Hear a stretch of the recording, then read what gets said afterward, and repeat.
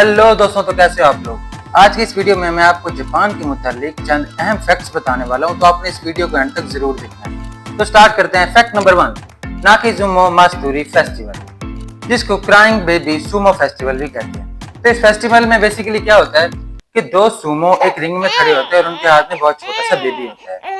उनका सिर्फ एक ही काम होता है कि उन्होंने इस बेबी को रुलाना है, और जो पहले रुला सका बेबी को तो वो जीत जाएगा। लेकिन उस सूरत में क्या होगा कि अगर दोनों बेबी एक साथ रोए तो उस सूरत में यह होगा कि जो बेबी लाउड रोएगा यानी ऊंचा रोएगा वो जीतेगा। अब ये बड़ा ही अजीब सा फेस्टिवल है जापान के लोगों का। दरअसल जापानीज लोगों का मानना यह है कि बेबी के रोने से बैड स्पिरिट्स दूर हो जाती हैं, यानी बेबी के ऊपर जो बुरा साया होता है वो दूर हो जाता है, और जितना ही बेबी रोएगा उससे वो बुरा साया दूर होता रहेगा। दोस्तों, ये जो फेस्टिवल है ये कोई नया फेस्टिवल नहीं है, बल्कि जापान में तकरीबन 400 साल से ये फेस्टिवल चल रहा है। ये फेस्टिवल हर साल 5 मई को मनाया जाता है, क्योंकि 5 मई को बेसिकली चाइल्ड्स डे होता है और इसी दिन इस फेस्टिवल को रखा जाता है। वैसे तो पूरे जापान में ही इस फेस्टिवल के काफी मेले लगते हैं, बहुत से स्पॉट्स बनते हैं, लेकिन जो सबसे अहम स्पॉट बनता है वो बनता है टोक्यो में मौजूद सेंसोजी टेम्पल, जहाँ पर इसका एक बहुत बड़ा मेला लगता है और इस फेस्टिवल को मनाया जाता है। Fact number 2, कारोशी। कारोशी एक टर्म है जो कि जापानीज लोग इस्तेमाल करते हैं। इसका ये मतलब है कि ओवरवर्क की वजह से डेथ हो जाना। यानी जापान में बहुत आम है कि लोग 12 से 13 घंटे डेली काम करते हैं, और इतने ज्यादा काम करने की वजह से स्ट्रेस सिचुएशन की वजह से उनकी डेथ हो जाती है। तो हुकूमत क्या है, वो इस डेथ को एज अ सुसाइड कंसीडर करती है और इसके बदले जो उनकी फैमिली होती है उनको मुआवजा भी देती है। लेकिन जापान में आखिर ये सब इतना ज्यादा क्यों है? दोस्तों, जैसा कि हम जानते हैं जापान ही वही कंट्री है जिसके ऊपर एटॉमिक बॉम्ब फेंके गए हिरोशिमा पर और नागासाकी पर। तो वर्ल्ड वॉर 2 के बाद इनकी जब इकोनॉमी इतनी खराब हो गई तो उन्होंने एक मोटिव बनाया अपना, और वो था वर्क फर्स्ट, यानी काम को सबसे पहले रखना है और बाद में बाकी चीजें करनी है। जिसकी वजह से वो दिन में बहुत सारा काम करते हैं, 12-12 13-13 घंटे करते हैं, और इसी काम की वजह से उनकी डेथ होना उनके लिए कोई नई बात नहीं है। इसी टाइम को बोलते हैं karoshi. Fact number 3, noodle bath. वैसे तो आपने हॉट वाटर बाथ देखा होगा, हॉट स्प्रिंग्स देखे होंगे, कोल्ड बाथ देखा होगा, लेकिन जापान के अंदर लोग नूडल्स बाथ लेते हैं।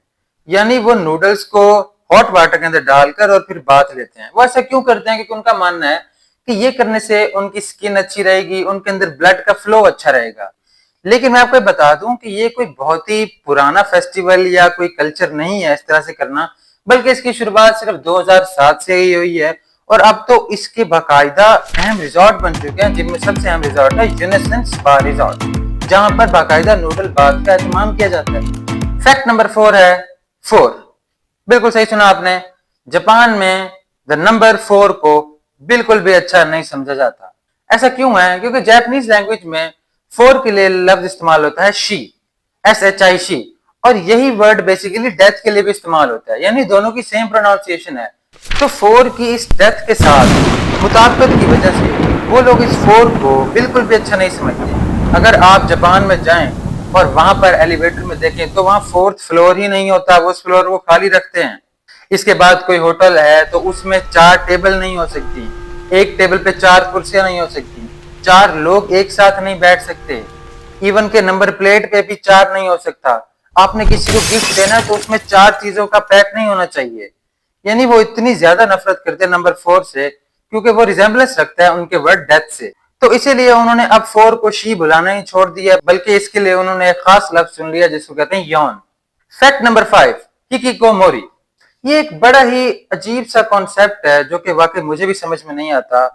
हिकिकोमोरी का मतलब है कि जापानीज जो लोग होते हैं जो कि अपनी रिस्पॉन्सिबिलिटी को पूरा नहीं कर पाते, और दुनिया की, अपने पेरेंट्स की नजरों में जो वो उनसे एक्सपेक्ट करते थे वो उस तरह से अपने आप को प्रेजेंट नहीं कर पाते। तो ऐसे लोग खुद को कमरों में या घरों के अंदर बंद कर देते हैं। लेकिन याद रखना, ये सिर्फ हफ्तों के लिए बंद नहीं करते, ऑलमोस्ट वो सालों के लिए खुद को बंद कर लेते हैं, और वो लोगों के सामने नहीं आते। क्यों नहीं आते? क्योंकि वो उनकी एक्सपेक्टेशन पे पूरा नहीं उतर पाए। तो इससे तो वो पेरेंट्स को मजीद ही फाइनेंशियली नुकसान दे रहे हैं। अब जो पेरेंट्स है वो जाके उनके दरवाजे पे खाना रख रहे हैं। इसके लिए एक स्पेशल टर्म इस्तेमाल की जाती है, 80-50 प्रॉब्लम। इसका मतलब है कि उनके पेरेंट्स 80 के हो गए और वो जो हिकोकोमोरी वो 50 का है, लेकिन अभी तक वो अपने कमरे में घर में बंद है, वो बाहर नहीं जा रहा। तो ये तो इर्रिस्पॉन्सिबिलिटी की इंतहा है जो कि जापान में देखी जाती है। काफी लोगों में ये केस होता है। तो दोस्तों ये थे जापान के 5 शॉकिंग फैक्ट्स। नेक्स्ट वीडियो में मैं मजीद कंट्रीज के फैक्ट्स के बारे में बताऊंगा। तब तक के लिए अल्लाह हाफिज।